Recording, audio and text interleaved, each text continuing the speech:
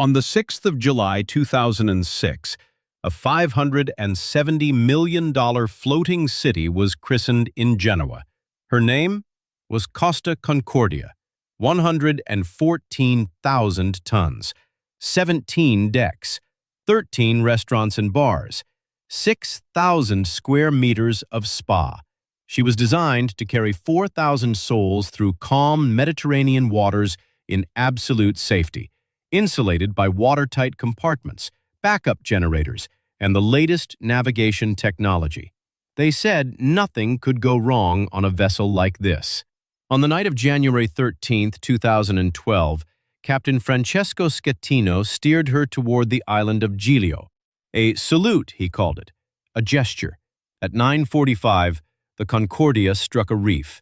53 meters of hull torn open, 32 people dead. The captain abandoned ship while passengers drowned in darkness. This is the dark story of the modern Titanic. Inside the Costa Concordia before and during the disaster. The question is simple. Was this tragedy inevitable, or was every death preventable? We're going to cover everything, from the ship's inception to the experience of sailing on it, all the way until the fateful day of its destruction and what came after.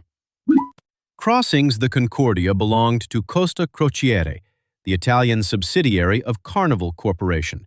Carnival, at that time, was the largest cruise operator on Earth, controlling roughly 40% of the global market. The Concordia was their showcase, their proof of concept, a vessel designed not merely to transport passengers, but to suspend them in a state of frictionless luxury for 7 days at a time, through Mediterranean ports while never asking them to confront the sea itself. The ocean, in this design philosophy, was scenery, a blue backdrop.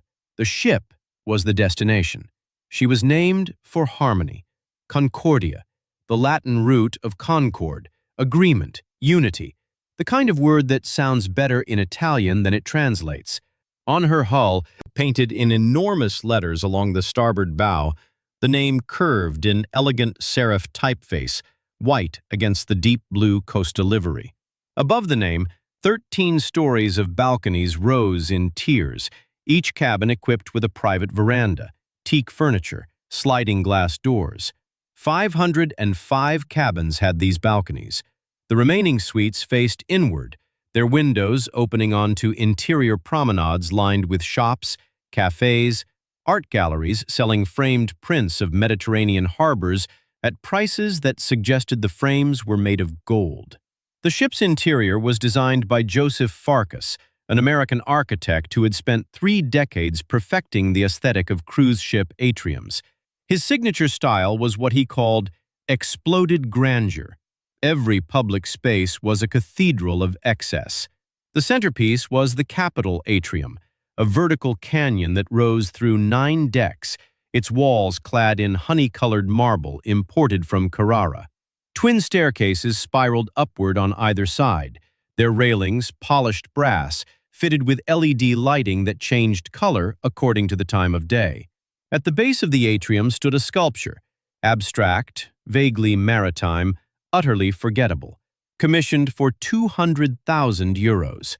Above it, a skylight 40 meters overhead allowed natural light to filter down during the day, though at night the atrium glowed with artificial warmth, as if the ship itself were generating daylight from within.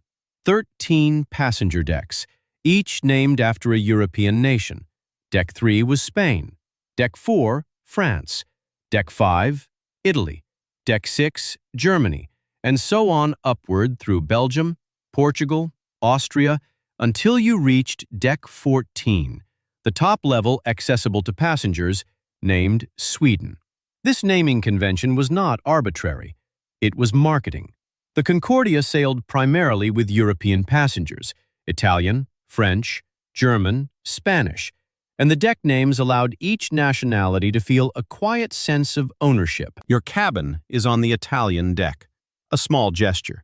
But gestures matter when you are trying to convince 4,000 people that a 17-deck steel structure in open water is a reasonable place to spend a holiday. The ship had 5 restaurants, not dining halls, restaurants, each with its own name, its own theme, its own menu curated by chefs who had trained in Milan, Lyon, Barcelona. The largest was the Samsara restaurant, located on Deck 2, capable of seating 400 guests simultaneously. The tables were set with white linen, crystal stemware, silverware heavy enough to feel expensive. The carpet was patterned in deep reds and golds, colors that absorbed sound. So even when the restaurant was full, conversation felt intimate, private. Waiters moved between tables in crisp uniforms, white gloves, carrying trays of antipasti, fresh burrata, thin-sliced prosciutto di Parma that cost €40 per kilogram on land and was served here without limit. Above Samsara, on decks 3 and 4, were the specialty restaurants. The Milano, an upscale Italian steakhouse. The Club, a seafood venue with floor-to-ceiling windows overlooking the sea. The Pomodoro, a pizzeria where dough was stretched by hand in view of waiting guests. And then there was the Ristorante degli Argentieri, the ship's most exclusive dining space, reserved for suite passengers. A room of dark wood paneling and candlelit tables where meals were served in 8 courses over 3 hours. Reservations were required. A small placard at the entrance reminded guests that the dress code was formal. Jackets for men, no denim, no athletic wear. Even here, floating in international waters, standards were maintained. 13 bars. That number is worth repeating. 13 bars on a single ship. They ranged from the cognac and cigar bar, a leather and mahogany den on Deck 5, where bottles of Remy Martin Louis XIII were displayed behind glass like museum artifacts, to the Viennese Café on Deck 4, a pastel-colored confection counter serving espresso, cappuccino, and pastries under chandeliers made to resemble sugar sculptures. There was the Vivaldi Lounge, the Taurus Bar, the Café Milano. Each had its own identity, its own soundtrack, its own reason to exist. The strategy was simple. If a passenger wanted a drink, they should never have to walk more than 2 minutes to find one. 4 swimming pools, 2 outdoor, exposed to the Mediterranean sun, surrounded by deck chairs and towel service. 2 indoor, enclosed beneath retractable glass roofs that could be opened in warm weather and sealed during winter crossings. The indoor pools were part of the Samsara Spa, a 6,000 square meter wellness complex that occupied decks 11 and 12. 6,000 square meters. To put that in perspective, that is larger than the entire footprint of a small luxury hotel. The spa included a gym with 50 cardiovascular machines, a yoga studio, a thermal suite with Finnish saunas and Turkish steam baths, a thalassotherapy pool filled with heated seawater, and 20 treatment rooms where guests could receive massages, facials, body wraps infused with Mediterranean salts and oils.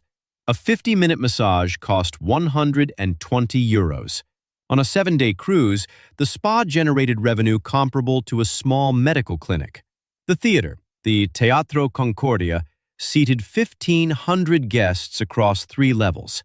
The stage was equipped with hydraulic lifts, programmable LED lighting, a sound system designed for Broadway-scale productions. Shows ran twice nightly, at 8 and 10:30, performed by a rotating cast of singers, dancers, acrobats. The repertoire included tributes to Italian cinema, Vegas-style revues, magic acts.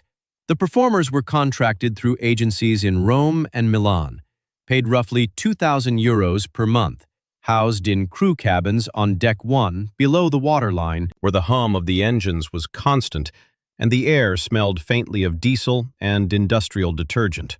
The ship employed 1,023 crew members.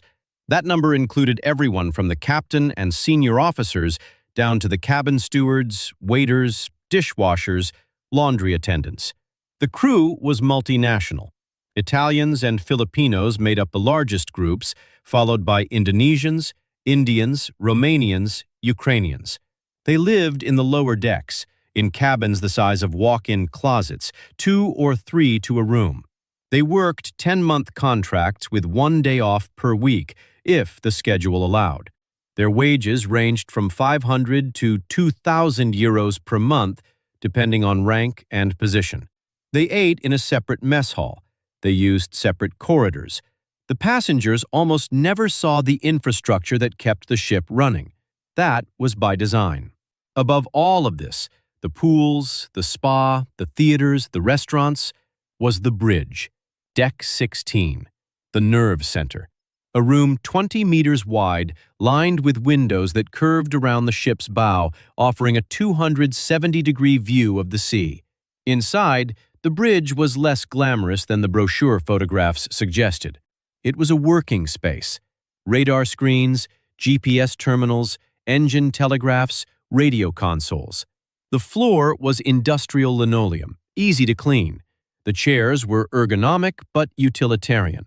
This was where the ship's officers stood watch, 24 hours a day, monitoring position, weather, traffic, fuel consumption. The bridge was quiet most of the time. The only sounds were the hum of electronics and the occasional radio transmission from port authorities or passing vessels. Captain Francesco Schettino had been with Costa Concordia since 2002, 10 years at sea. He was 52 years old in January 2012, married, 2 children, a resident of Meta di Sorrento on the Amalfi Coast. He had risen through the ranks in the traditional way: deck officer, first mate, staff captain, then master of his own vessel. He had commanded smaller ships before the Concordia, but this was his first full season aboard the flagship. His salary was approximately 8,000 euros per month, plus bonuses tied to passenger satisfaction scores and fuel efficiency metrics. He was well regarded by Costa management, professional, competent, no major incidents on his record. Schettino was not a particularly charismatic man. Those who worked with him described him as methodical, reserved, occasionally impatient with junior officers. He did not socialize extensively with passengers, though he made the requisite appearances: the captain's welcome dinner, the farewell brunch. He wore the white uniform well: tall, dark hair graying at the temples, the kind of face that looked authoritative in photographs. But his real talent was navigation. He knew the Mediterranean like a street map. He had sailed these routes dozens of times, threading through the Strait of Messina, skirting the Corsican coast, timing arrivals in port to the minute. He understood tides, currents, wind patterns. He trusted his instincts. That trust, in hindsight, was the problem. By 2012, the cruise industry had become a $30 billion global enterprise. Carnival Corporation alone operated more than 100 ships, carrying nearly 10 million passengers annually. The business model was simple and devastatingly effective. Fill a ship with 3,000 to 5,000 people, charge them between 500 and 3,000 euros per person for a week at sea, then monetize every additional moment of their experience. Shore excursions, spa treatments, specialty dining, alcohol, photographs, gambling in the onboard casino. The average passenger spent an additional 40% beyond the base fare. A single voyage of the Costa Concordia could generate 2 million euros in revenue. Over the course of a year, assuming full booking, the ship could produce close to 100 million euros. The profit margin was approximately 20% after accounting for fuel, crew wages, port fees, maintenance, food, and amortization of the ship's construction cost. This was not a cruise. This was industrialized leisure, a factory of pleasure, optimized for throughput and return on investment. And it worked. In 2011, the Costa Concordia had sailed at 92% capacity, carrying just under 200,000 passengers. Guests returned from voyages with photographs of themselves, smiling on balconies, holding cocktails by the pool, dressed in formal wear at the captain's table. They wrote reviews praising the service, the food, the entertainment. They recommended the ship to friends. They booked again. The Concordia was not merely a successful vessel. She was a proven concept, a blueprint for how mass-market cruising could be executed at scale without compromising the illusion of exclusivity. But underneath the marble and the velvet, beneath the atrium and the skylight and the LED staircases, the Concordia was still a ship, steel and rivets and watertight doors. She had been built to standards, international maritime regulations, safety management system protocols. The hull was divided into 14 watertight compartments. In theory, the ship could remain afloat even if 2 adjacent compartments flooded. She carried lifeboats for all 4,252 souls aboard, plus inflatable rafts stored in canisters on the upper decks. She had fire suppression systems, emergency generators, satellite communication equipment. Every crew member was required to complete safety training. Every passenger was supposed to participate in a muster drill within 24 hours of embarkation, learning their assigned lifeboat station, the sound of the alarm, the procedure for donning a life jacket. In practice, compliance with these protocols was uneven. The muster drill was often delayed until the second day of the cruise. Passengers, already settled into vacation mode, treated the drill as an inconvenience, arriving late or skipping it entirely. Crew members sometimes conducted the drill with minimal enthusiasm, reciting instructions in multiple languages to crowds that were distracted, sunburned, half listening. The drill lasted 15 minutes. Then everyone returned to the pool, the bar, the buffet. The life jackets went back under the beds. The emergency exits were noted and promptly forgotten. This was not negligence. It was human nature. No one boards a cruise ship expecting disaster. You board expecting a vacation. On January 13, 2012, the Costa Concordia departed Civitavecchia, the port serving Rome, at 6:18 in the evening. She was beginning a 7-night Mediterranean itinerary. The route was a loop: Civitavecchia to Savona, Savona to Marseille, Marseille to Barcelona, Barcelona to Palma de Mallorca, Palma to Cagliari, Cagliari to Palermo, then back to Civitavecchia.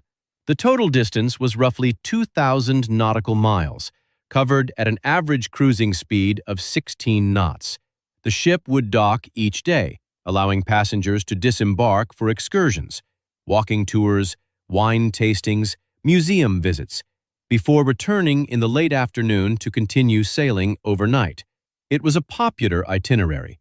The ship was fully booked.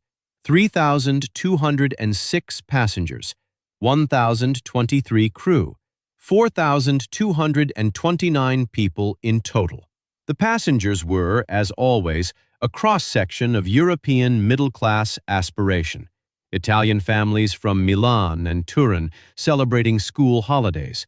French retirees from Lyon and Marseille spending their pensions on leisure. German couples from Munich and Frankfurt taking a winter break. There were honeymooners from Spain, groups of friends from Portugal, solo travelers from across the continent. The youngest passenger was 4 months old. The oldest was 87. Most were neither wealthy nor poor. They had saved for this trip. They had compared prices online. They had chosen the Concordia because it offered the right balance of affordability and luxury. 7 nights at sea for €900 per person, including all meals, entertainment, and accommodation. It was not cheap, but it was attainable. That was the genius of the product. Departure was smooth.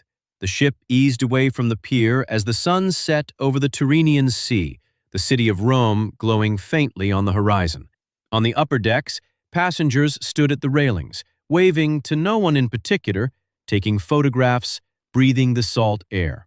Below, in the cabins, suitcases were being unpacked, clothes hung in narrow closets, toiletries arranged on bathroom counters. The ship's engines throbbed steadily, a low vibration that traveled through the walls and floors, barely perceptible unless you placed your hand flat against a surface. The Concordia moved through the water with the confidence of something that had done this many times before. Dinner service began at 7:30. The restaurants filled quickly. Families with young children gravitated toward the buffet on Deck 9, where the food was plentiful and informal.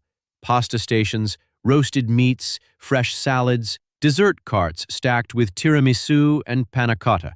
Couples and older passengers preferred the sit-down restaurants, where the pace was slower, the lighting softer, the wine list longer.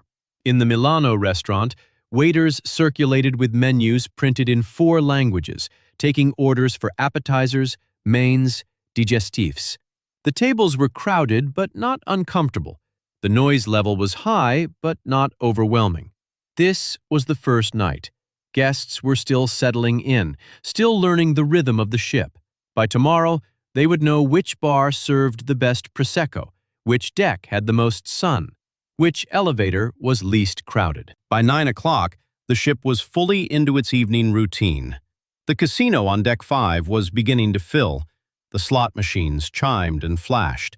At the blackjack table, a dealer in a crisp vest shuffled cards with practiced efficiency. In the theater, the first show of the night was underway, a production number with dancers in sequined costumes, lip-syncing to Italian pop songs remixed with orchestral flourishes. The audience applauded politely. Some passengers, already exhausted from travel, had retired to their cabins. Others were still exploring, wandering the corridors, discovering the ship's geography. The Concordia was large enough that you could get lost. Parents made mental notes of landmarks. The sculpture in the atrium, the coffee shop near the stairwell, the bar with the leather chairs. Outside, the sea was calm. No wind, no swell.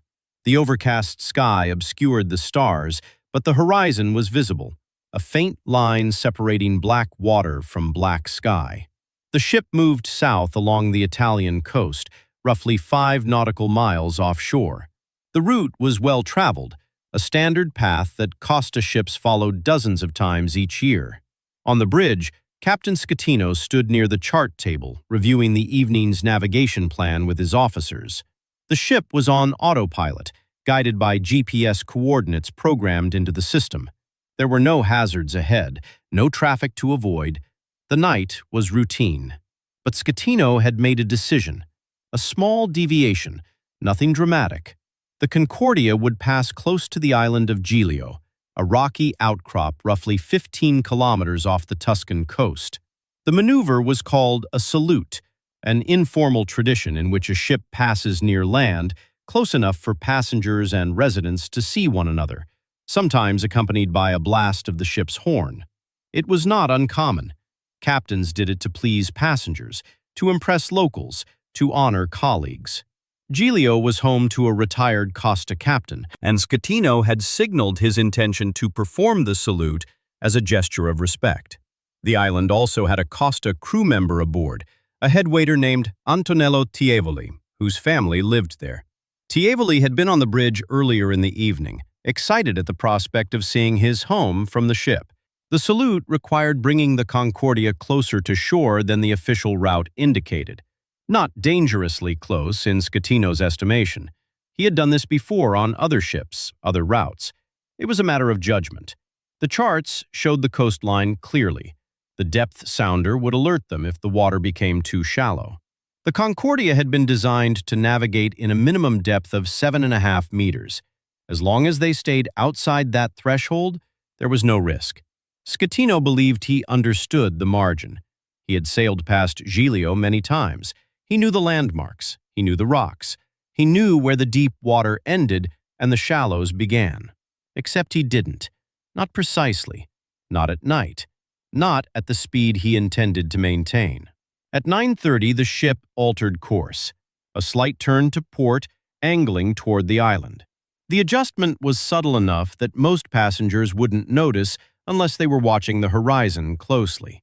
The lights of Giglio were visible now, a small cluster of orange and white glows against the dark mass of the island. The ship's speed remained at 15.5 knots. no reduction. Schettino wanted to pass close but not linger. A quick salute, then back on course toward Savona. The officers on the bridge monitored the radar, the GPS, the depth sounder. The numbers looked fine. The water was deep enough. The distance to shore was shrinking, but everything was under control. The reef was not on the charts, or rather it was noted, but not with sufficient precision. L'Escole, a cluster of submerged rocks extending from Giglio's southern coast, jagged granite formations that rose from the seabed like the teeth of a broken saw. The charts indicated shallow water in the area, but the exact position of the rocks varied depending on which chart you consulted. Some were outdated, others had been updated based on sonar surveys, but the updates had not been distributed uniformly. Schettino was relying on visual navigation as much as instruments.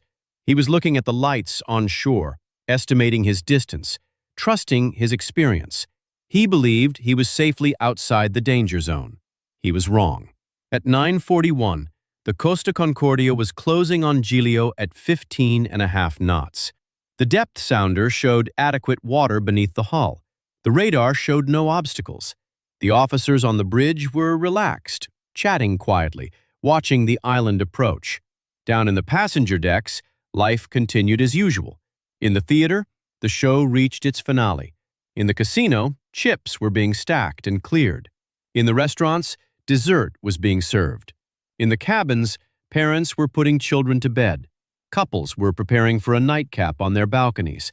Solo travelers were reading in bed. No one suspected anything was about to change. At 9:45 and 8 seconds, the keel of the Costa Concordia struck the reef. The impact was not violent. It was a scraping sensation, a low, grinding noise that traveled through the hull, followed by a shudder that rattled glasses on tables and sent a tremor through the walls. In the dining rooms, passengers looked up, confused. In the theater, the performers paused mid-step. On the bridge, alarms began to sound. The ship had torn herself open. A gash 53 meters long, carved into the port side hull below the waterline, spanning across multiple watertight compartments. Water began flooding into the engine rooms, the generator spaces, the storage holds. The lights flickered once. Then, the main generators failed. And the Concordia, 114,000 tons of steel and marble and glass, went dark. The Concordia did not stop immediately. Momentum carried her forward and sent the part that was in fault infactive. The Concordia did not stop immediately. They were joined for the controlled memora then was brived to 2024, lest the attractive force comes to the prower that please-willed month along. The Concordia did not stop immediately, went to the storm strew and traveling closes, these worms with bin 6 and wear road. The Concordia did not stop immediately. They performed to the Joy Jeverdes. Let's look to the corner. The Concordia did not stop care. The Concordia did not stop travel in Freepus and victims with window trouble. The doing of this business went 114,000 tons of steel and marble and glass, went dark. The Concordia did not stop immediately. The next part of Neuen clears went marble. The Concordia did not stop care. The Concordia did not stop lest, revel, triplest, and deed. They believed under the lest memor of the Tog and Blogly had de evil couldn't to craft them, and controlled in Freepussens is the corner, with everything they learn. The Concordia did not stop tear bled into a year's 100,000 tons, and Broof and Definite released many his review. The Concordia did not stop gram. The Concordia did not drink than was lone and reviewed the place when the traffic and bled. The example of the bled became stream to the sitting record, which with very completely well men. The mangas of the disclissive when 140,000 tons of steel and marble and glass, the trouble is imaginate. The Concordia did not stop cure. They were meted at 12 deepers for wife being feedered person and visiting, which was beer at window to makes month of trouble. The trouble the mened was the traffic 4, and 140,000 tons. The Concordia did not stop cure. The Concordia did not stop take 2 billion and visiting. The Nememora that issues did not come together. The Concordia did not be intended, which was discovered with definite lift. The Concordia did not come for one, which is perform in the minute. The Concordia did not stop care. The trouble of the trouble in 140,000 tons of steel and marble and preservated. The Concordia did not stop care. The Concordia did not stop take evil together and visiting. They were graded when the groom of prowers with brived and clears discernment. These were discovered in energy promise, and they still noticed that effectively brick these for the real K. The Concordia did not agja that developed with when the real K. The strength momentum carried her forward for several seconds after the impact, the hull grinding against submerged rock, tearing through steel plating designed to withstand pressure, but not puncture. The sound was unlike anything most passengers had experienced. A deep metallic screech, felt as much as heard, vibrating through floors and walls and furniture. In the Samsara restaurant on Deck 2, wine glasses toppled and shattered. In the Milano on Deck 4, a serving cart rolled across the tilted floor and crashed into a column. In the theater, the stage lights swung on their rigging, casting wild shadows across the audience. Some people screamed. Others sat frozen, waiting for explanation. On the bridge, Captain Scatino gripped the edge of the chart table. The lights had gone out instantly, leaving only the dim red glow of emergency lighting. The instruments were dead. No radar, no GPS, no engine controls. The backup generators were supposed to engage within seconds, but those seconds stretched into something longer, something uncertain. Through the bridge windows, the lights of Giglio were now terrifyingly close, perhaps 300 meters off the port bow. Too close. Far too close.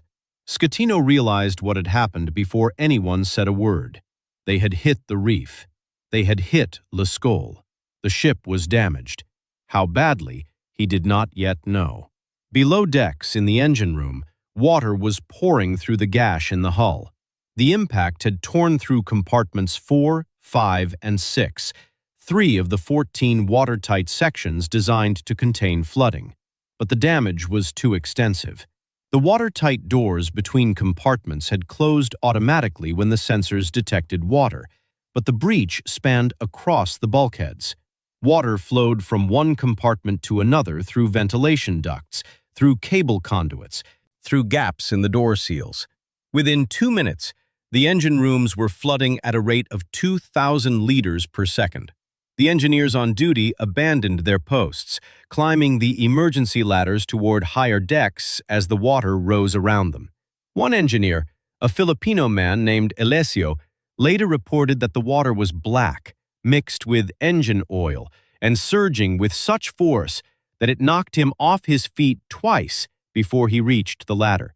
He climbed in darkness, feeling for each rung, hearing the roar of water below him like a river breaking through a dam. The backup generators failed to engage. This was critical. The Concordia's emergency power system was designed to activate within 45 seconds of a main power loss, providing electricity to essential systems, lights, pumps, communications, navigation. But the generators were located in compartment 5, which was now underwater. The flooding had reached them before they could start. Without backup power, the ship was entirely dependent on battery-operated emergency lights. These lights were dim, reddish, spaced at intervals along corridors and stairwells. They provided just enough illumination to see shapes, shadows, the outlines of doorways, but they did not provide enough light to navigate confidently through a 17-deck ship carrying over 4,000 people. Passengers reacted with confusion rather than panic, at least initially. Most had no frame of reference for what had just occurred. Cruise ships did not crash. Cruise ships were safe. The logical assumption was mechanical failure, a blown transformer, a power outage, something mundane and easily fixed. In the cabins, guests opened their doors and peered into darkened hallways, calling out to neighbors. "Is your power out too? What happened? Someone said we hit something." In the public areas, Crew members moved through the crowds trying to reassure people. An electrical problem. Nothing serious. Please remain calm. The lights will return shortly. But the crew members themselves were uncertain. The standard emergency protocols had not been activated. No general alarm. No public announcement from the bridge. The officers were supposed to provide information during any incident, even minor ones. But the PA system was not functioning without main power. Handheld radios crackled with fragmented communications between departments. Engineering reported flooding. Deck officers reported loss of propulsion. The hotel director, responsible for passenger services, was trying to assess whether an evacuation order was necessary. No clear chain of command had emerged. Schettino, on the bridge, was focused on damage control, not communication. At 9:47, 2 minutes after the impact, the Concordia began to list. The ship tilted to starboard, the right side, as water filled the port compartments, creating an imbalance. The list was gradual at first, perhaps 2 or 3 degrees, enough to make floors feel slightly uneven, but not enough to cause immediate alarm. Passengers noticed that tables seemed tilted, that walking required slight adjustment, that liquids in glasses pooled to one side. Some laughed nervously. Others felt a flutter of anxiety. The ship was supposed to float level. Why was it leaning? The list increased. 4 degrees, 5 degrees, 6. Now it was unmistakable. In the atrium, the enormous sculpture at the base began to lean visibly. The marble floor, polished to a mirror shine, reflected the emergency lights at odd angles. Passengers who had been exploring the ship now gathered in groups, uncertain whether to return to their cabins or seek higher ground. The crew continued to circulate, urging calm, but their voices had lost conviction. Something was wrong. Everyone could feel it. The ship was not behaving like a ship should. At 9:53, 8 minutes after impact, the Concordia's drift brought her closer to the shore of Giglio. Without engine power, she was at the mercy of momentum and current. The ship had been traveling at 15.5 knots when she struck the reef. That speed had carried her forward, past the rocks, into deeper water. But now she was slowing, drifting, turning slightly with the current. The distance to shore decreased. 300 meters. 200. The island's rocky coastline was now visible even in the darkness, a jagged silhouette rising from the water. On the bridge, officers manually adjusted the rudder, trying to steer the ship away from the rocks, but without engines the rudder had limited effect. The Concordia was no longer under control.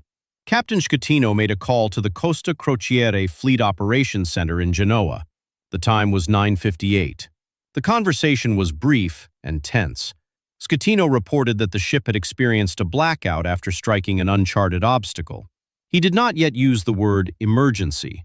He did not request immediate assistance.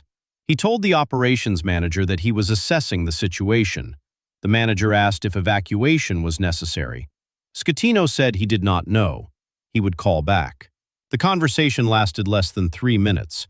It would later be entered into evidence during his trial as an example of delayed judgment. The Italian Coast Guard received the first distress signal at 10:08. It did not come from the Concordia. It came from a passenger. A man on Deck 11 had called the emergency number on his mobile phone, reporting that his cruise ship had hit something and was listing heavily. The Coast Guard dispatcher asked for the ship's name and position.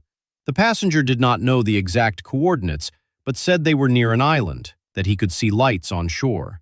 The dispatcher asked if the crew had given any instructions. The passenger said no. The line was breaking up. The call ended.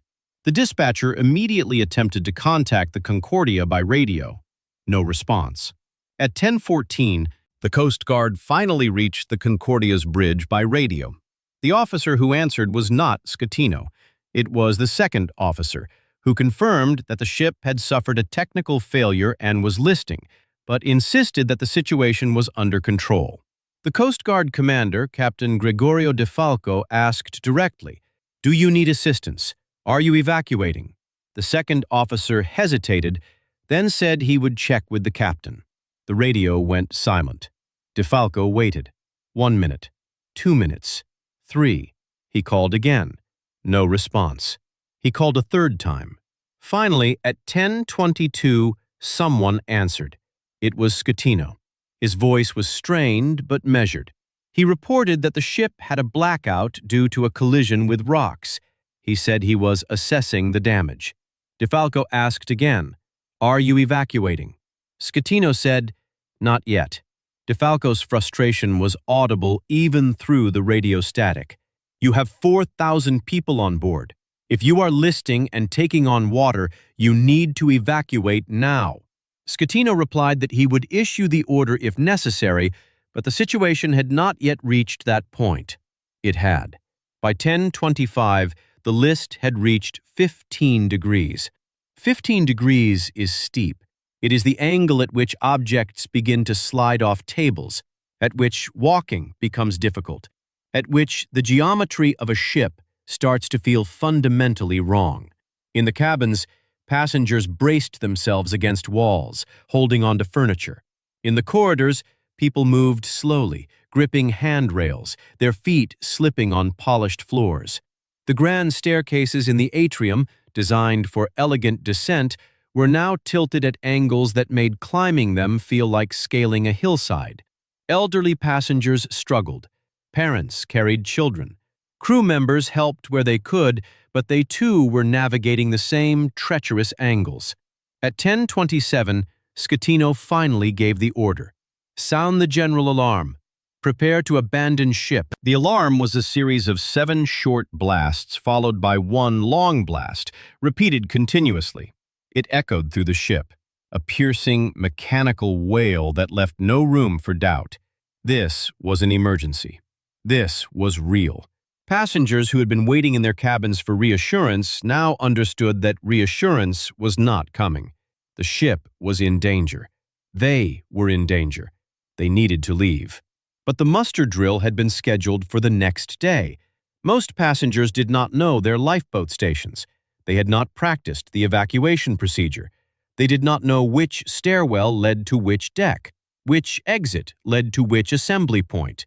The crew tried to direct them, shouting instructions in Italian, English, French, German, Spanish. "Go to your cabin, get your life jacket, proceed to your muster station."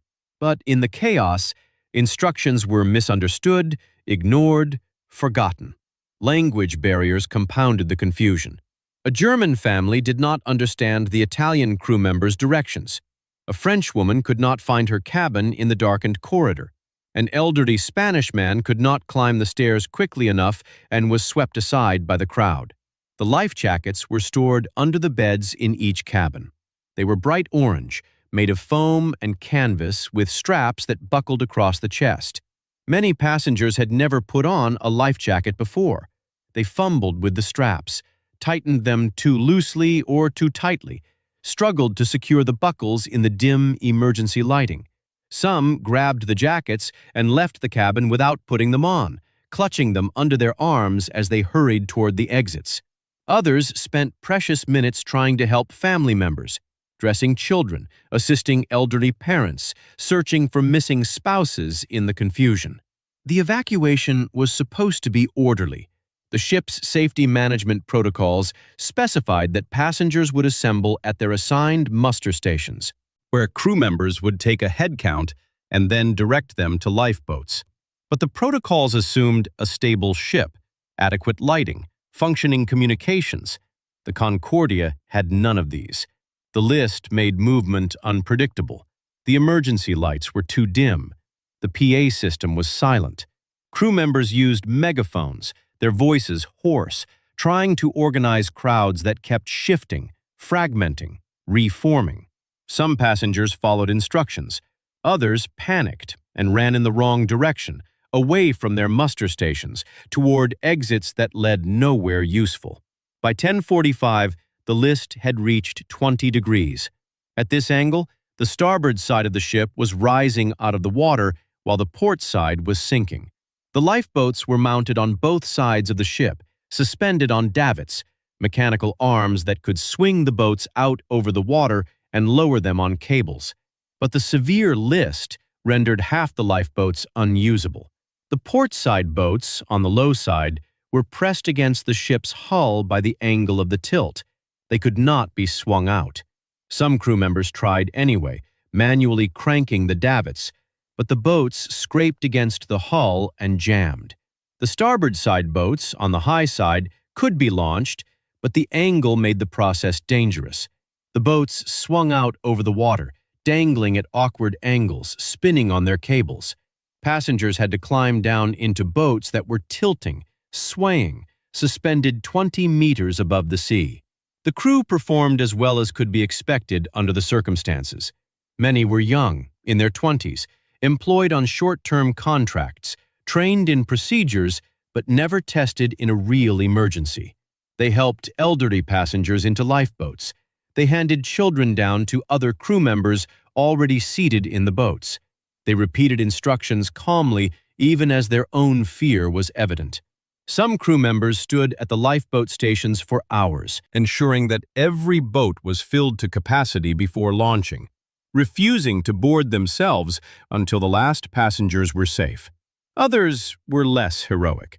There were reports of crew members pushing past passengers to reach lifeboats first, of officers abandoning their posts, of staff members discarding their uniforms and blending in with passengers to avoid responsibility. Human behavior under stress is variable. The Concordia's evacuation demonstrated both the best and worst of it. At 10:54, the first lifeboat was launched from the starboard side. It descended jerkily, the cables unspooling unevenly, the boat swinging as it lowered toward the black water below. Inside were 60 passengers and 3 crew members. Children cried. Adults prayed. The boat hit the water with a hard slap, sending spray over the sides. The crew released the cables and started the outboard motor. The boat pulled away from the Concordia's hull, heading toward the lights of Giglio, now visible less than 500 meters away. On shore, residents of the island had gathered at the harbor, watching in disbelief as the massive cruise ship, lit only by scattered emergency lights, leaned at an impossible angle just off their coast. Some residents launched their own boats, small fishing vessels, dinghies, motorboats, heading toward the Concordia to assist. By 11:15, multiple lifeboats were in the water, circling the ship, their searchlights cutting through the darkness. The sea was calm, almost glassy, which was fortunate. Had there been swells or wind, the evacuation would have been far deadlier. Passengers in the lifeboats looked back at the Concordia and saw something surreal. The ship, which just 2 hours earlier had been a brilliantly lit floating resort, was now a dark, leaning tower, its decks tilted at an angle that made it look as though it might roll over completely at any moment. The yellow funnel with the blue C logo rose from the upper decks, tilting toward the horizontal. The lifeboats continued to lower, one by one, each carrying 60 to 80 people. Some boats were overcrowded. Some launched half-empty because passengers had already fled to other assembly points. The choreography of a mass evacuation, planned in corporate boardrooms and printed in safety manuals, dissolved into improvisation. On the bridge, Captain Scatino was no longer in command. The ship was beyond saving. The focus now was evacuation, and that responsibility had effectively passed to the deck officers and crew coordinating the lifeboat launches. Scatino remained on the bridge, communicating intermittently with the Coast Guard, but his role had diminished. At some point between 11 and 11:30, the exact time is disputed, he left the bridge. He moved through the tilted corridors toward the starboard side, where lifeboats were still being loaded. He was seen by several witnesses, including crew members and passengers, near Lifeboat Station 3. He wore his uniform jacket, white with gold stripes, but no hat. His face was pale. He appeared disoriented. At 11:36, Francesco Scatino boarded a lifeboat. It was not the last lifeboat. It was not even close to the last lifeboat. There were still hundreds of passengers on the ship, waiting at muster stations, climbing stairs, searching for life jackets. Schettino climbed into the boat and sat down. The boat was lowered to the water. It motored toward Giglio's harbor. The captain had left his ship. This fact would later define the entire disaster. Not the deviation from the route, not the delayed evacuation order, not the failure of backup generators. The image of Schettino in a lifeboat, while passengers remained on board, became the story's central symbol. It violated the oldest rule of the sea. The captain is the last to leave. The captain stays until everyone is safe. The captain, if necessary, goes down with the ship. Schettino had broken that rule. Whether out of fear, confusion, or miscalculation, he had abandoned his post while the emergency was still unfolding. The Coast Guard was monitoring radio traffic and coordinating rescue efforts from shore. At 11:48, Commander DeFalco attempted to reach Schettino on the radio. The response came not from the ship, but from a lifeboat. DeFalco realized immediately that Schettino was no longer on board. The conversation that followed was recorded and would later become one of the most famous exchanges in maritime history. DeFalco asked Schettino where he was. Schettino replied that he was coordinating the evacuation from a lifeboat.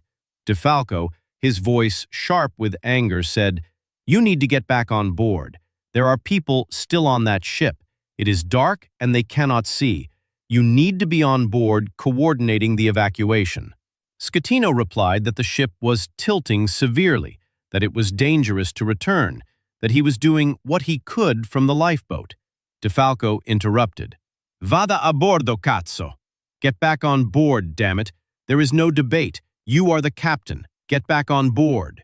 The transmission ended. Schettino did not return to the ship. On the Concordia, the evacuation continued. By midnight, the list had reached 35 degrees. Walking was no longer possible on many decks. People crawled. They climbed. The port side of the ship, now almost submerged, was awash with seawater lapping through open doorways, flooding corridors, filling cabins. The starboard side, raised high out of the water, resembled the side of a building. Passengers and crew climbed out through windows and doors, clinging to railings, edging along the exposed hull. Helicopters arrived from the Italian Coast Guard and Air Force, hovering over the ship, lowering rescue baskets on cables. The downdraft from the rotors churned the water below, creating spray and waves. One by one, passengers were lifted off the tilted decks and airlifted to safety. Not everyone made it to a lifeboat or helicopter. Some passengers, unable to reach the evacuation points, jumped into the sea. They wore life jackets, which kept them afloat, but the water was cold. January, in the Tyrrhenian Sea. The temperature was roughly 14 degrees Celsius, cold enough to induce shock, cold enough to be dangerous after prolonged exposure. Some passengers swam toward the island, a distance of 300 meters. Others floated, waiting for rescue boats to reach them. A few did not survive the water. They drowned despite their life jackets, overwhelmed by cold or panic or exhaustion. Inside the ship, those who could not evacuate were trapped. The elderly, the disabled, those who had become disoriented in the dark and tilted corridors. A 5-year-old girl named Diana Arlotti was separated from her parents during the evacuation. Her father, William Arlotti, stayed on board searching for her, moving through flooded decks, calling her name. He never found her. Both were later confirmed dead, their bodies recovered from a flooded cabin on Deck 4. They were among 32 victims, 32 people who had boarded a luxury cruise ship for a Mediterranean vacation and who never returned home. The number could have been much higher. 4,000 people on a ship listing heavily in darkness, with half the lifeboats unusable, should have resulted in catastrophic loss of life. That it did not is a testament to several factors: the calm sea, the proximity to shore, the rapid response from Giglio's residents, and the efforts of many crew members who stayed at their posts far longer than required. But 32 deaths from a preventable accident is 32 too many. Each victim had a name, a family, a life interrupted. By 2 in the morning, The last passengers and crew were evacuated. The Concordia lay on her starboard side, half submerged, her port side underwater, her starboard decks exposed to the air. The ship's interior, once a showcase of marble and velvet and crystal, was now a flooded ruin. Seawater had filled the lower decks, mixing with fuel oil, sewage, debris. The grand atrium, where passengers had taken photographs just hours earlier, was now a vertical chasm filled with dark water. The restaurants, the theaters, the spa, all flooded or tilted beyond recognition. The ship had become a wreck. And in the darkness off Giglio, surrounded by lifeboats and rescue vessels and helicopters, the Costa Concordia lay dying. The harmony she was named for had been shattered. The illusion of safety, carefully constructed over years of marketing and regulation, had been exposed as fragile. The ship had failed. The captain had failed. And 32 people had paid the price. The evacuation had taken 6 hours and 17 minutes from the moment of impact to the final helicopter lift. In that time, roughly 4,200 people had been removed from a capsizing ship in near total darkness. Some had left in lifeboats. Others had been plucked from the exposed hull by helicopter. Some had swum to shore. A few had been rescued by local fishermen who maneuvered their small boats alongside the tilting Concordia, calling up to passengers on the railings, telling them to jump. The fishermen caught them, or pulled them from the water, and ferried them to the harbor. It was an improvised rescue, chaotic and terrifying, but ultimately more successful than it had any right to be given the circumstances. The survivors came ashore at Giglio Porto, the island's small harbor, in waves. First, the lifeboats, disgorging cold and frightened passengers onto the stone quay. Then the helicopter evacuees landed at a makeshift staging area near the town center. Then the swimmers, dragged from the water by rescue personnel, wrapped in thermal blankets, shivering uncontrollably. The island's permanent population was roughly 1,500 people. On the night of January 13, 2012, Giglio suddenly had to accommodate an additional 4,000, most of them in shock, many injured, some suffering from hypothermia. The residents responded with remarkable speed. The church of San Pietro Apostolo was opened as an emergency shelter. Pews were pushed aside to make room for blankets spread across the stone floor. Women from the village brought thermoses of hot tea, coffee, soup. The island's 2 small hotels, normally closed in January, were reopened, their owners pulling sheets from storage and lighting fires in the hearths. Private homes opened their doors. Families took in strangers, offering beds, dry clothes, whatever food they had in their kitchens.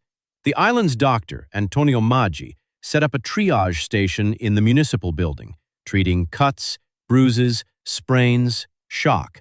Serious cases, broken bones, heart attacks, severe hypothermia, were evacuated by helicopter to hospitals on the mainland. The survivors spoke in fragments, their accounts disjointed, shaped by trauma. A German woman described climbing a staircase that had become a ladder, the steps now vertical beneath her feet. An Italian man recounted watching his dinner plate slide across the table and shatter on the floor, the moment he understood that something was very wrong. A French couple told of jumping hand in hand from a railing into the black water, the cold hitting them like a physical blow, the struggle to stay together as they swam toward lights on shore. A mother from Spain spoke of losing sight of her teenage son during the evacuation, the terror of not knowing if he had made it off the ship, the relief of finding him hours later wrapped in a blanket in the church. Each story was a fragment of the larger catastrophe, but not everyone had made it off the ship. By dawn on January 14th, it was clear that people were missing. Families searching for relatives, crew members unaccounted for, passengers who had been seen boarding but had not arrived on shore. The initial count suggested that perhaps a dozen people were unaccounted for, though the number was uncertain. The ship's manifest listed 4,229 people, But cross-referencing the manifest with survivors was proving difficult. Some passengers had checked in under one name but traveled under another. Some crew members had swapped shifts at the last minute. Some survivors had been evacuated to multiple locations, hospitals, hotels, private homes, and had not yet been registered. The Italian Coast Guard launched a search and rescue operation at first light. Divers entered the partially submerged ship, moving through flooded corridors, checking cabins, searching for survivors. The interior of the Concordia was now a labyrinth of overturned furniture, floating debris, and dark water. Visibility was near zero. The divers used underwater lights and followed guidelines. Ropes secured at entry points to prevent them from becoming lost inside. They worked in teams, communicating by hand signals, tapping on pipes to listen for responses. The ship groaned and shifted as they moved through it, metal creaking under stress, bulkheads straining. There was a constant awareness that the Concordia could roll further at any moment, trapping anyone inside. The first body was recovered on the morning of January 14th, a male passenger, elderly, found in a flooded cabin on Deck 5. He had drowned. The divers marked the location, photographed the scene, and carefully removed the body. Over the following days, more victims were recovered. Each discovery was methodical, documented, treated with the solemnity the situation demanded. The bodies were brought ashore, identified when possible, and transferred to a temporary morgue set up in a gymnasium on the mainland. Families waited for news. Some received confirmation within hours. Others waited days. A few waited weeks. The final death toll was 32. 27 passengers and 5 crew members. They ranged in age from 5 years old to 87. They came from Germany, France, Italy, Spain, Hungary, India, Peru. The youngest was Diana Arlotti, the 5-year-old girl who had been separated from her father. The oldest was Maria Grazia Treccarici, an Italian woman traveling with her daughter to celebrate her 50th birthday. One of the crew victims was a Peruvian musician, Erika Soria Molina, who had been performing in the ship's orchestra. She had stayed behind to help passengers evacuate, directing them toward lifeboats even as the ship listed. Her body was found weeks later, still in her performance dress, in a corridor on Deck 4. Each death was preventable. This was the inescapable conclusion. The Concordia had not sunk in a storm.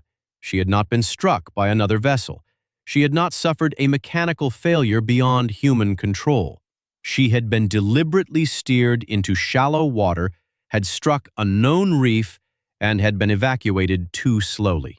Every link in the chain of disaster, the deviation from course, the delayed alarm, the communication failures, was a human decision or human error. The ship had not failed her passengers. The people operating the ship had failed them. Captain Francesco Schettino became the immediate focus of public rage. Photographs of him leaving the ship in a lifeboat circulated in Italian media within hours.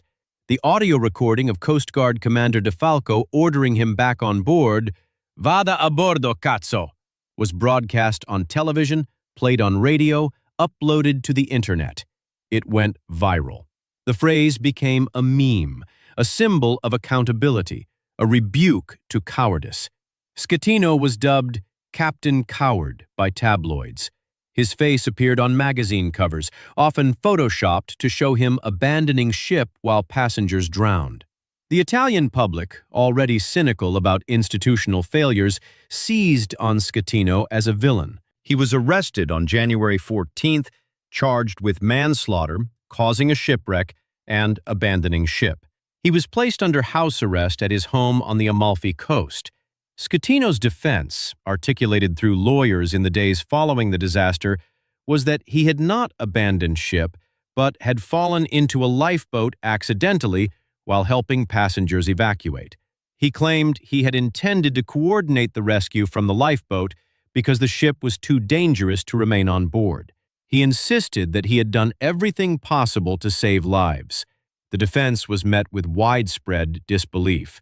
Too many witnesses had seen him board the lifeboat deliberately. Too many recordings contradicted his account. His credibility was destroyed before his trial even began. But Schettino, while culpable, was not the only failure point. Costa Concordia, the ship's operator, faced scrutiny for its safety protocols. Why had the muster drill not been conducted before departure? Why had the bridge officers allowed the captain to deviate from the approved route without challenge?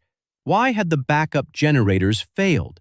Why had the emergency lighting been inadequate? The company issued statements expressing condolences and pledging full cooperation with investigators, but internally, there was panic. Costa was owned by Carnival Corporation, the largest cruise operator in the world. A disaster of this magnitude threatened not just Costa's reputation, but the entire cruise industry. Bookings dropped immediately. Passengers canceled upcoming cruises. Competitors issued reassurances that their ships were safe, their captains well-trained, their protocols robust. But the damage was done. The image of the Concordia lying on its side was now permanently associated with cruise travel. The environmental consequences were immediate and severe. The Concordia had been carrying 2,400 tons of fuel oil when she capsized. Some of that fuel had spilled during the grounding, creating an oil slick visible from the air. The remaining fuel was trapped inside the ship's tanks, but those tanks were damaged, and there was a risk of further leakage. Giglio was part of the Tuscan Archipelago National Park, a protected marine reserve home to dolphins, sea turtles, rare fish species, and extensive seagrass beds. The presence of a wrecked cruise ship leaking fuel oil was an ecological disaster. Italian environmental authorities deployed containment booms around the ship, absorbent materials to soak up surface oil, and monitoring equipment to track water quality. Salvage crews began the process of pumping out the remaining fuel, a delicate operation that involved drilling into the ship's tanks and extracting oil while the vessel lay at a 35-degree angle. The economic impact extended beyond Costa Concordia. The ship itself had cost $570 million to build.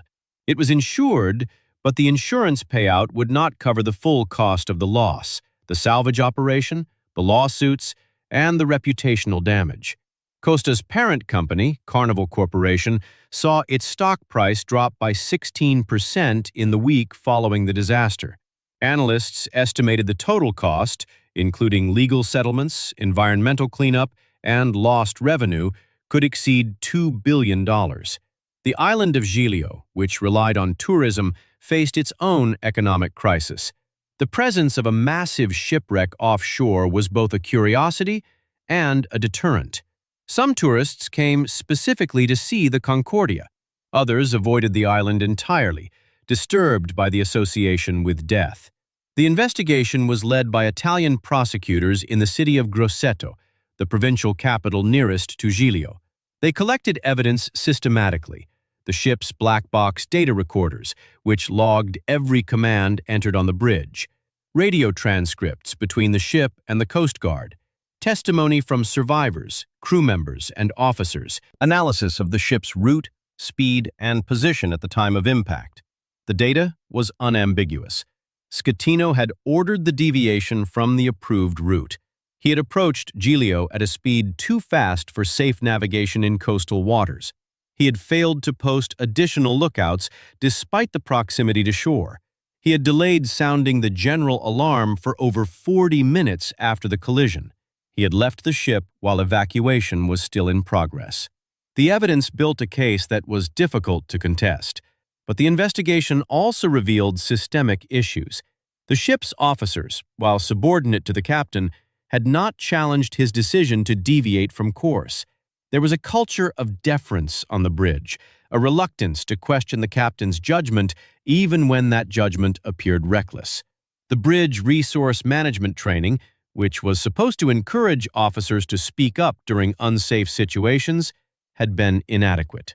Additionally, Costa Concordia had a history of allowing captains to perform salutes near shore, a practice that was technically against company policy but widely tolerated. Schettino was not the first Costa captain to pass close to Giglio. He was simply the first to miscalculate. The ship itself became a haunting presence off Giglio's coast. For 2.5 years, the Concordia remained where she had capsized, lying on her starboard side, partially submerged, visible from every point on the island.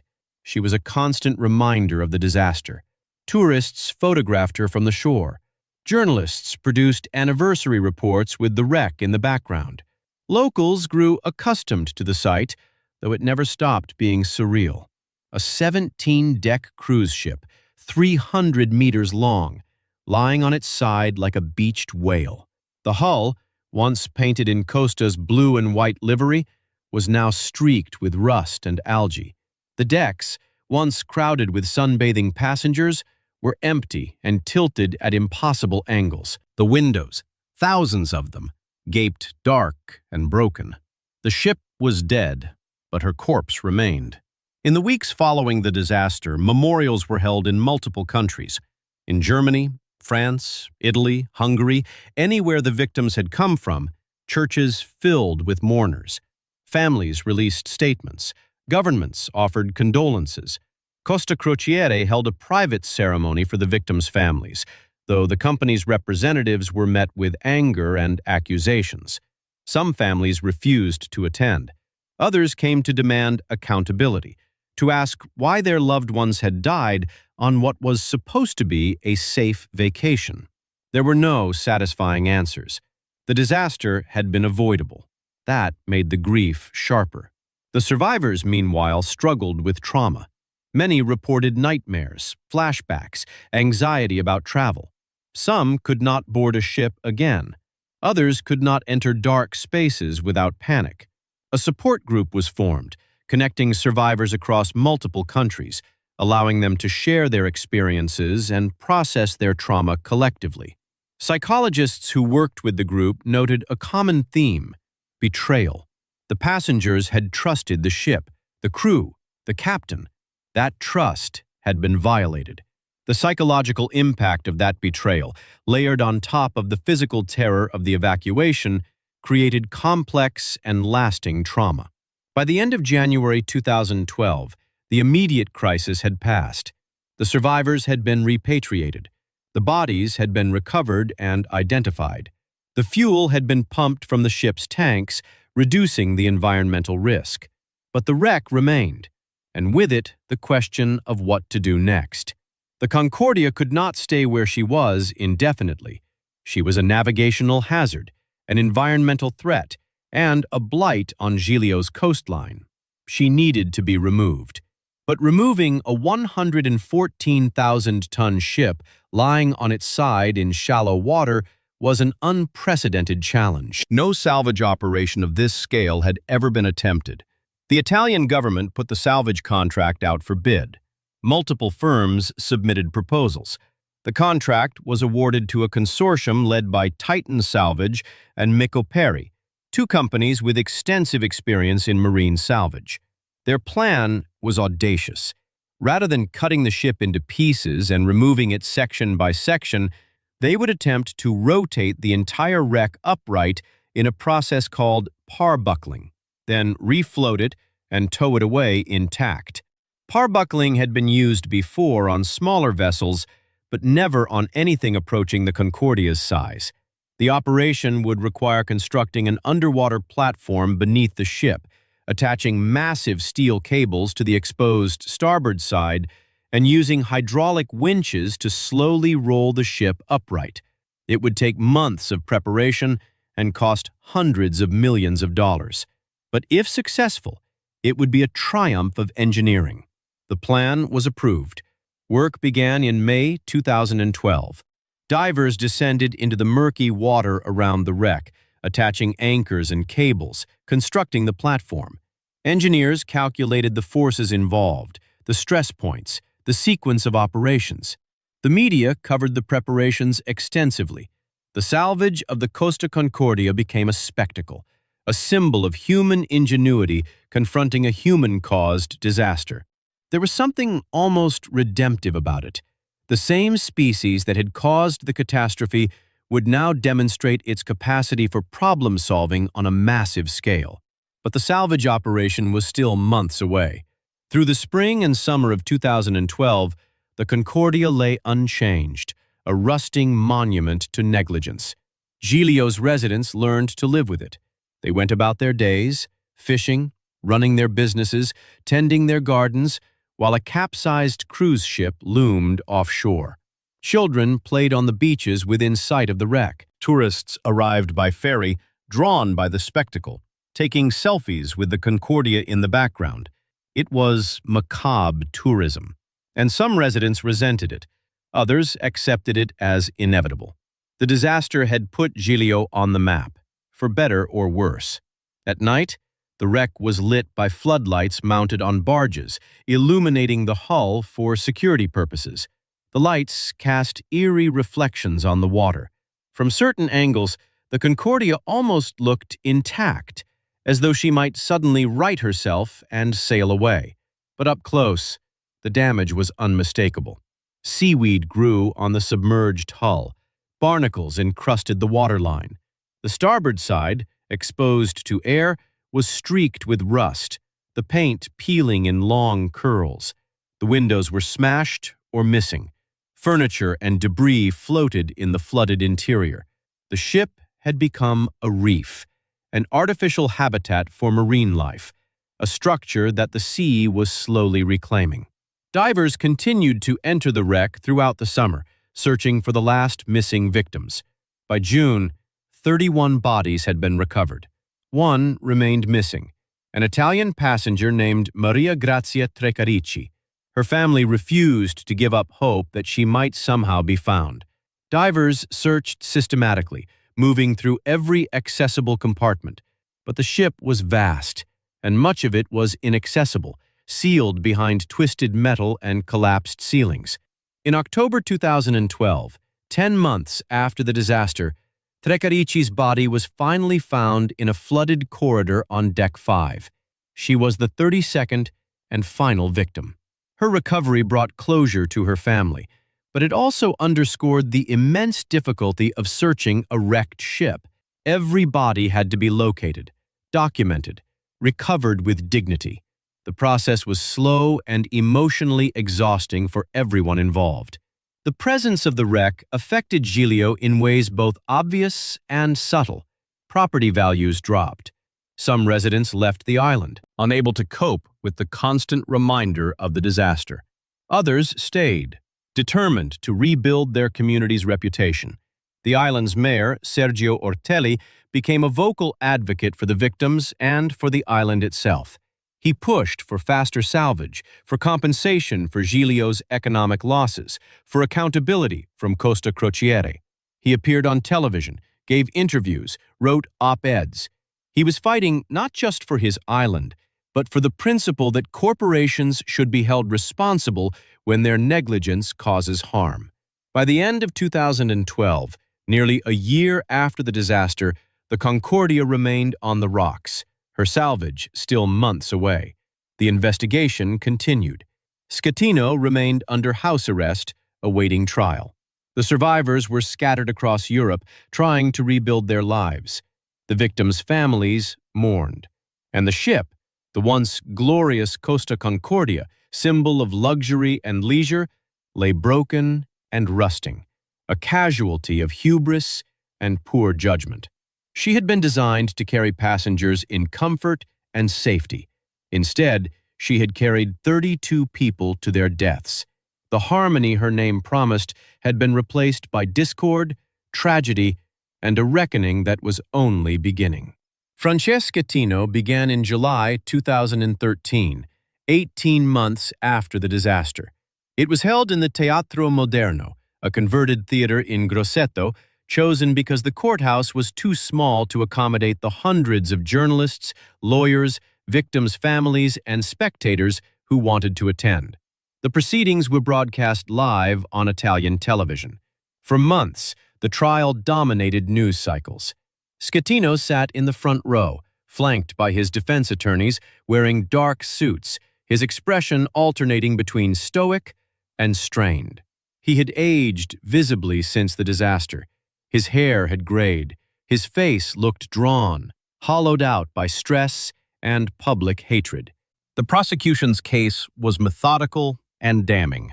They presented the black box data, showing the exact moment Schettino ordered the deviation toward Giglio, the speed at which the ship approached shore, the collision coordinates.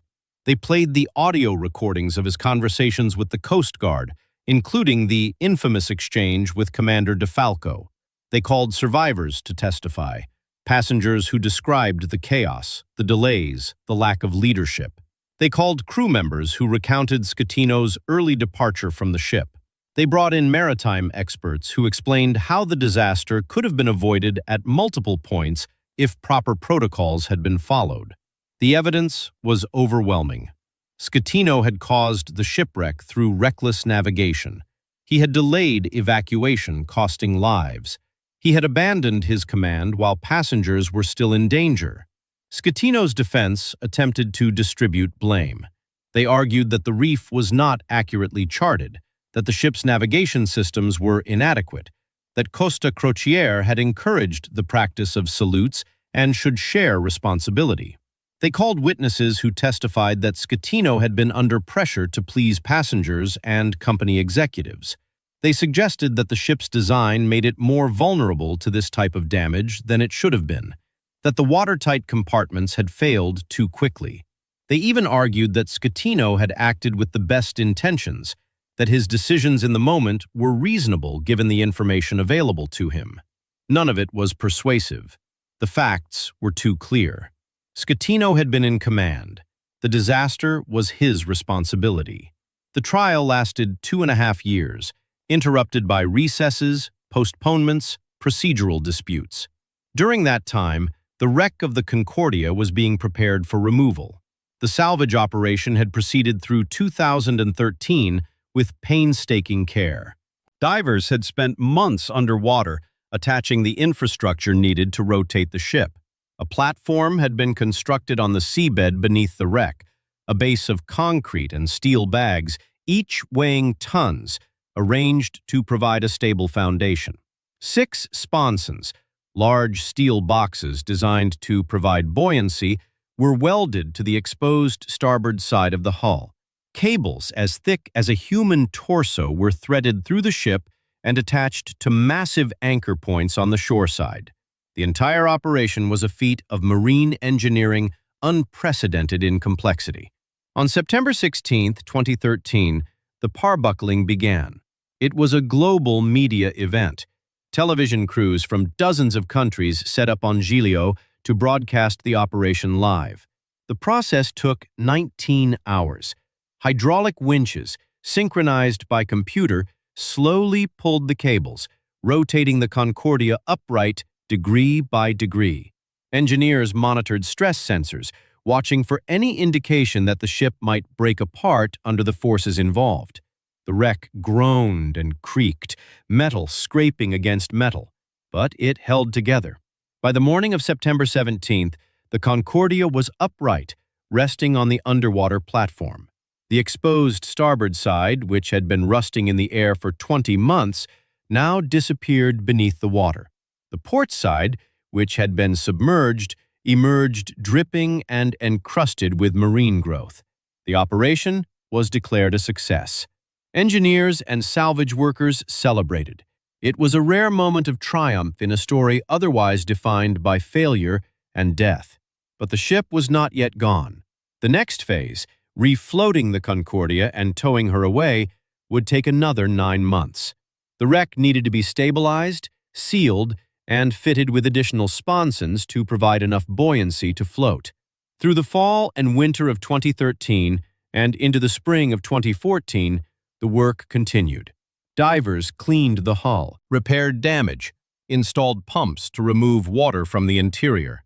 The Concordia, now upright but still resting on the seabed, slowly transformed from a wreck into something that resembled a ship again, though she would never sail under her own power. In July 2014, the Concordia was finally refloated. The sponsons provided enough lift to raise the hull off the underwater platform. Tugboats moved into position, attaching tow cables. On July 27th, the convoy began its journey. The Concordia, surrounded by tugs, moved slowly away from Giglio. It took 4 days to cover the 200 nautical miles to Genoa, where the ship would be dismantled in a massive dry dock.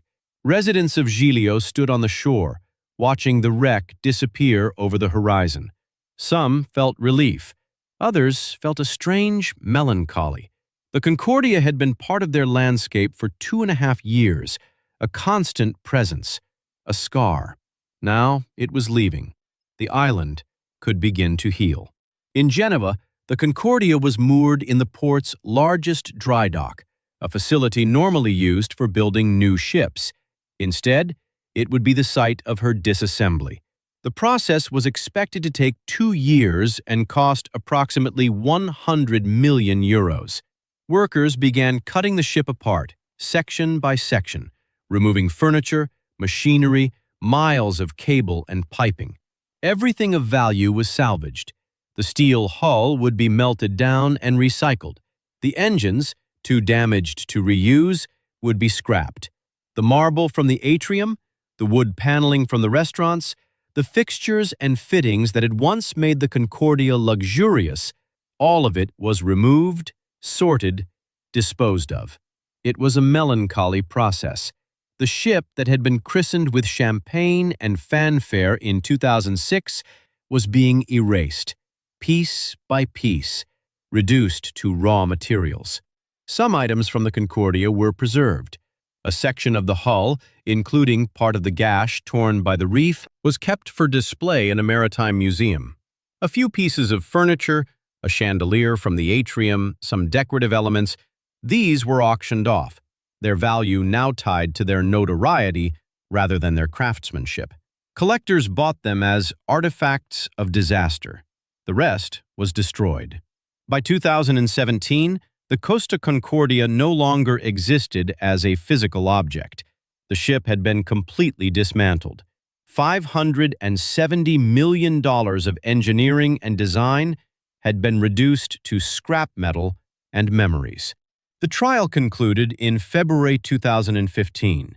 Francesco Schettino was convicted on multiple counts: manslaughter of 32 people, causing a maritime disaster, and abandoning ship. He was sentenced to 16 years in prison. The judge, in delivering the verdict, noted that Schettino had displayed monumental negligence and had prioritized his own safety over the lives of his passengers. The sentence was upheld on appeal. Schettino began serving his sentence in May 2017 after exhausting his legal options.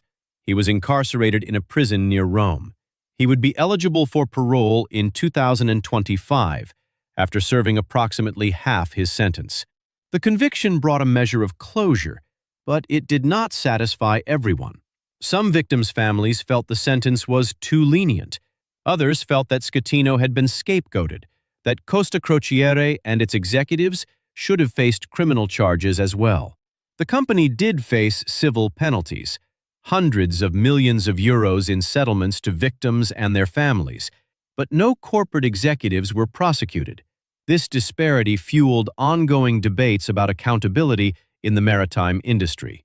When disasters occur, captains are held responsible under the ancient traditions of the sea. But what about the corporations that employ them, that profit from their labor, that create the conditions under which disasters become possible? Costa Concordia changed its procedures in the aftermath of the disaster. Muster drills were now mandatory before departure, not after. Bridge resource management training was enhanced, emphasizing the importance of challenging unsafe decisions. Route deviations required approval from shore-based operations centers. Backup power systems were redesigned to prevent the kind of failure that had left the Concordia in darkness. These changes were implemented not just at Costa, but across the entire cruise industry. The International Maritime Organization, the United Nations body responsible for maritime safety, revised its regulations. The Concordia disaster became a case study in maritime academies, analyzed for lessons that could prevent future catastrophes. The changes were necessary, but they came too late for the 32 victims. Their names are worth remembering, even if most have been forgotten by the wider public.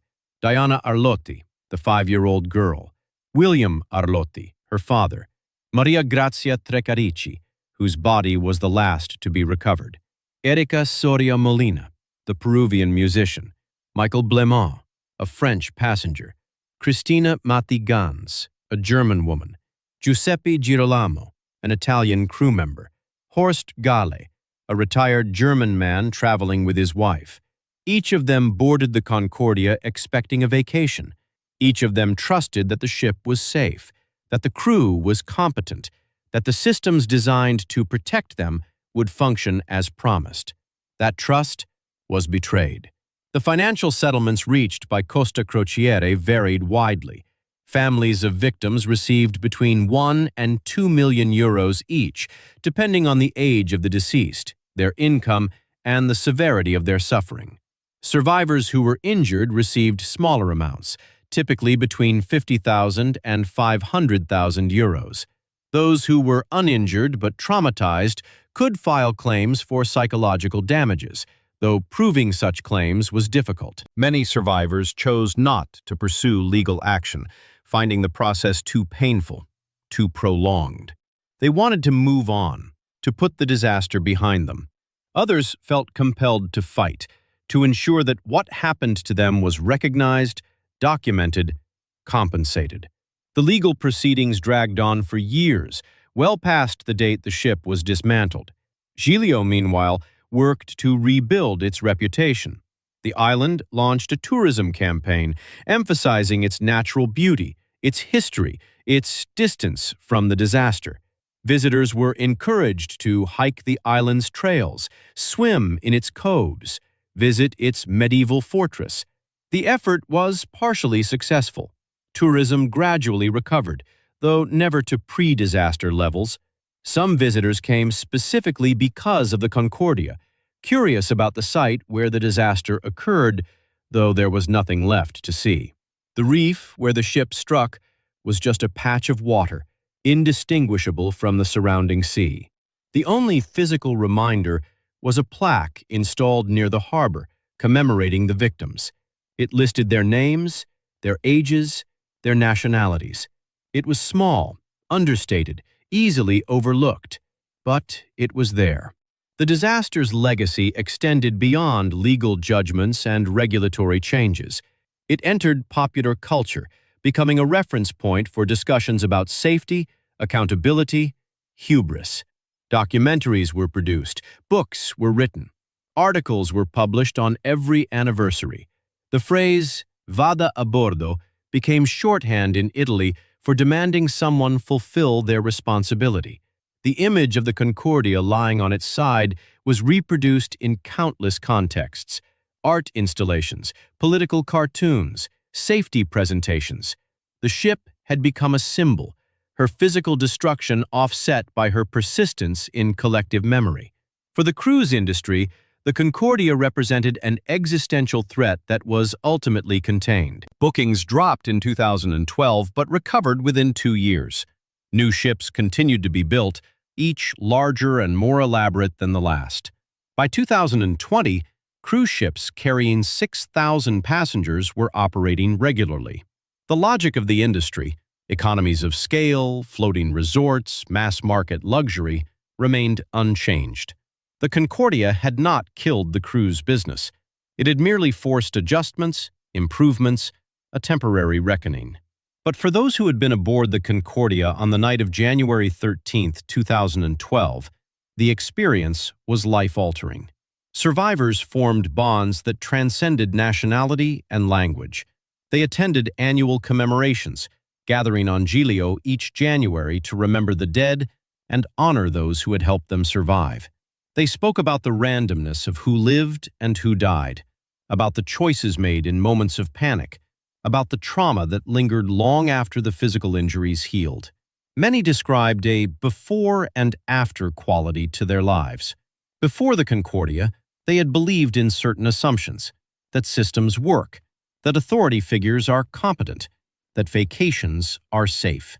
After the Concordia, those assumptions were gone. The question that haunted many survivors was simple. Why? Why had Schettino deviated from the route? Why had he approached Giglio so closely at such speed? The official explanation, that he was performing a salute, seemed inadequate. A salute did not require navigating within meters of a reef. Some survivors believed there were factors that never came to light during the trial. Rumors circulated about a romantic involvement between Schettino and a female crew member, that he had been showing off for her. Others speculated about pressure from Costa management to entertain passengers with close-to-shore maneuvers. Still others believed it was simply arrogance, the belief that nothing could go wrong because nothing had gone wrong before. The truth was probably a combination of factors: hubris, complacency, poor judgment, the normalization of risk. What is certain is that the disaster was preventable. If Schettino had followed the approved route, the Concordia would have sailed safely past Giglio. If he had reduced speed when approaching shore, there might have been time to avoid the reef even after the deviation. If the general alarm had been sounded immediately after impact, evacuation could have begun sooner, in better conditions, possibly saving lives. If backup power systems had functioned, the evacuation would have been less chaotic. If Schettino had remained on the ship until all passengers were safe, his legacy would be different. Every step of the disaster involved a choice, and at every step, a different choice was possible. The Costa Concordia was a monument to a particular vision of leisure, the idea that people could be transported en masse through beautiful places, insulated from danger, surrounded by luxury, without ever having to confront the reality that they were at sea. The ocean was scenery, visible through windows, but never intrusive. The ship was the destination, not the journey. This vision had been perfected over decades, refined by market research and passenger feedback, optimized for profit and satisfaction. It worked, most of the time. Ships sailed, passengers were happy, companies prospered. The Concordia was supposed to be another success in a long line of successes. Instead, she became an outlier. A reminder that the ocean is not scenery, that ships are not immune to disaster, that human error can cascade into catastrophe. The sea does not care about marble atriums or Michelin-trained chefs or the latest navigation technology. The sea is indifferent. It will support a ship if the ship is properly operated. It will sink a ship if the ship is driven onto rocks. The rules are simple and unforgiving. Francesco Schettino forgot that, or chose to ignore it, and 32 people died as a result. The lessons of the Concordia are straightforward. Follow established routes unless there is a compelling safety reason to deviate. Reduce speed in coastal waters. Sound alarms immediately when danger is detected. Train crews rigorously and ensure they can execute evacuations in adverse conditions. Design ships so that backup systems are truly independent of primary systems. Enforce accountability at every level, from captains to corporate executives. These lessons are not new. They have been learned and relearned after every major maritime disaster, from the Titanic to the Concordia. The challenge is ensuring they remain learned, that they are embedded in culture and practice, that they do not fade as memory of the disaster fades. The Costa Concordia is gone now. Her steel has been melted down, recycled into other products, other structures. The people who built her, who sailed her, who died on her, they are gone too, or scattered, or haunted by memory. What remains is the story of a ship that promised harmony and delivered tragedy. The story of a captain who failed his duty. The story of survivors who rebuilt their lives despite trauma. The story of an island community that opened its homes to strangers in crisis. The story of a disaster that was entirely preventable and entirely human.